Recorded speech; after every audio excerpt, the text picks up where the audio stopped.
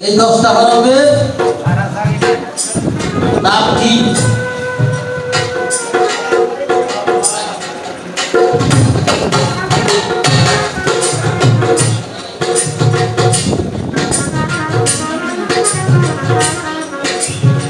এখানে না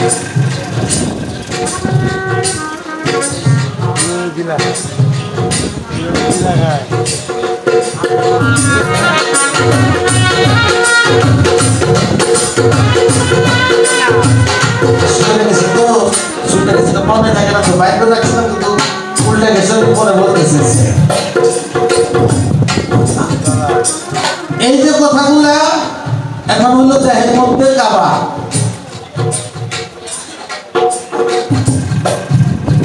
আর তো সপ্ত মন্দির, মন্দির কারে কয়?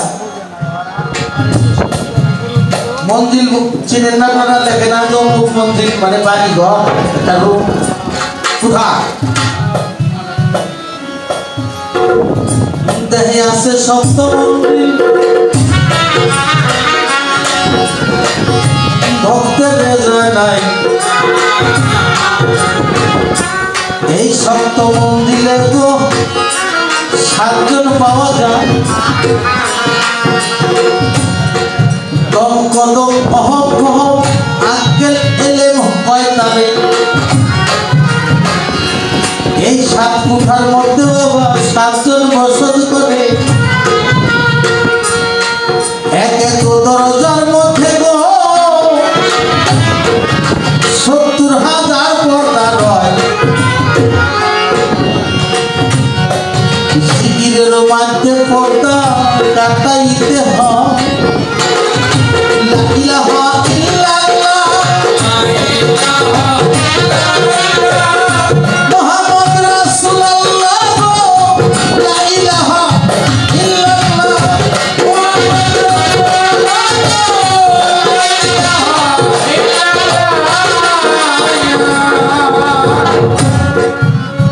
বাবা জিকিরের মাধ্যমে এই পর্দাগুলা কাটাইতে হয়। এক একটা পর্দা কাটাইতে কাটাইতে আমার মওলার সাথে সাক্ষাৎ করা সম্ভব হয়। সেটাই এর মধ্যে মোটামুটি বলার চেষ্টা করলাম। আর এই যে 7-10টা হরফ এটা আমি পরে বলতেছি। তো শিষ্য তো বড় কঠিন, শিষ্যের কাছে একটু কিছু জানবার রচনা করি।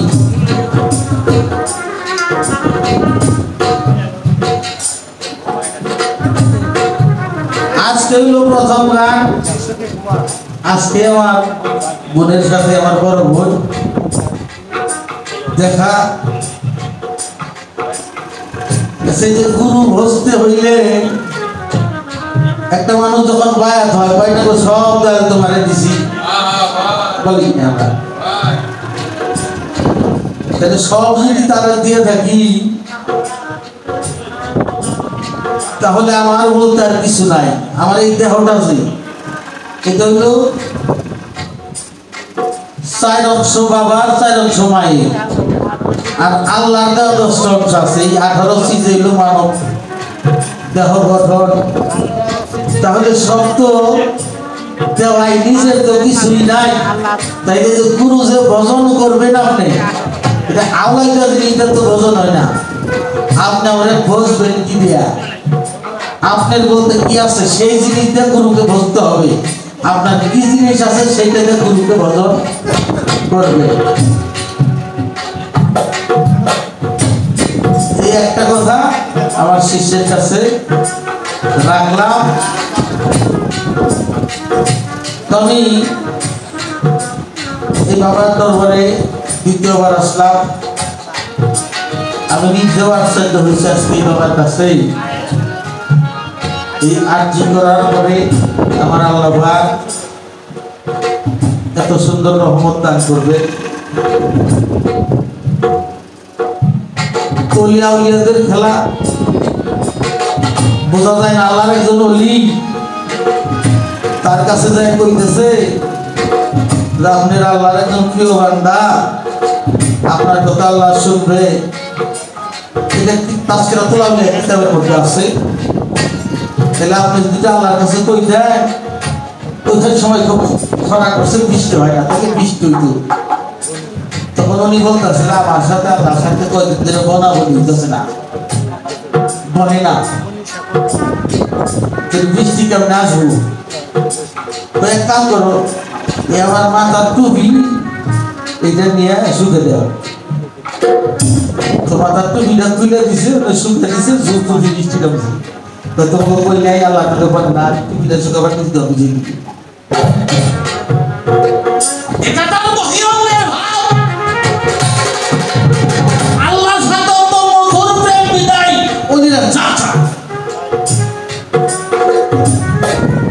এর একটি অংশ কিন্তু আমার বোন বলেছে প্রথম স্টেজেই, যে কিছু মানুষ আছে তারা নফল ইবাদত করতে করতে এমন পর্যায়ে পৌঁছে যায় যে আল্লাহ পাক তাদের মধ্যে কোনো ফারাক রাখে না, তারা সম্পূর্ণই তার হয়ে যায়। গুরুর কাছে আসা হইল নিজেকে বিলীন করে দিয়ে গুরুকে ভালোবেসে তার মাধ্যমে আল্লাহ আল্লাহ রাসূলকে লাভ করা।